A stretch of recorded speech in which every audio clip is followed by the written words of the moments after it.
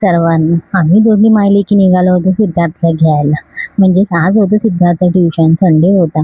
सिद्धार्थ 5 मिनिटं आधी लवकर सुटला होता म्हणून तो भेटला होता आम्हाला रस्त्यात. त्याला म्हटलं चला आपण जाऊया आईकडे. त्याला घेतलं आणि तिथून डायरेक्ट गेलो आम्ही आईकडे. आज म्हटलं संडे होता, बरेच दिवसापासून काही गेली नाही म्हणून म्हटलं चला जाऊन येऊया. मग काय आईला दिलं होतं सरप्राईज. तिला काही माहिती नव्हतं की आम्ही येणार आहोत. मग अशा प्रकारे आम्ही जाऊन मस्तपैकी तिला सरप्राईज दिलेलं आहे. त्याच्यामुळे मग हे सगळं शूट माझ्या सिद्धार्थने केलेलं आहे.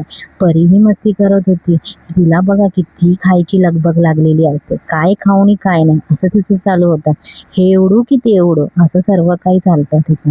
ती एकही भांडं ठेवत नाही. त्याच्यानंतर मग दुपारी खिचडी, काही दोडक्याची भाजी, अशी शेंगदाण्याची पोळी असं काहीच होतं. आणि परी बघा हे इडली बघा एकत्र अशी तोंडात भरते.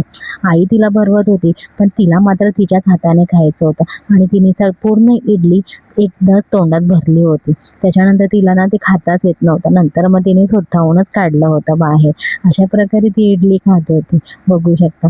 मग ती खाण्यामध्ये एक्सपर्ट आहे. को मात्र नाही. को अजूनही सुद्धा जेवण करत नाही. तिला जेवणाचा फार कंटाळा आहे आणि हिला मात्र फार उत्साह आहे जेवणाचा. प्रत्येक गोष्ट दिसली की मी खाऊ की नको असं करत असते. त्याच्यामुळे प्रत्येक गोष्ट ती काही असो, भाकरी असो काही असो, तिला काय कळते की आपण काय खातो.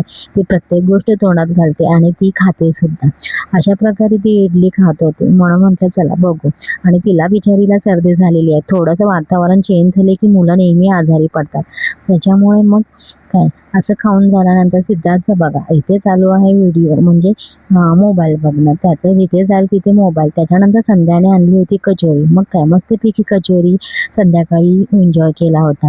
आणि मग ही मुलं काय झोपायला देतात का? मी पडली होती लांब पण काय झोपणं कुठे हो. ह्या लोकांचं चालूच असतं अंगावर येणं. को तितकीच, को सुद्धा आणि परी सुद्धा. परी लहान आहे पण को मोठी आहे तरी कोलाही तिथेच असतं आणि परीलाही माझ्या जवळच हवं असतं. आणि ह्या दोघींमध्ये पेक्षा तरी पिऊ माझी मात्र मला काही सोडत नाही. मला चिटकूनच असते. कधी कधी मलाही तिचा कंटाळा येतो की सरक म्हणून सांगते. नेहमी चिपकून असते माझ्या आणि तिला काही जमत नाही. अशी बघते बघा. तिला आवाज दिली की मस्तपैकी बघते आणि तिला आता उभं राहायचं. चला तर मी माझा व्हिडिओ इथेच एंड करते.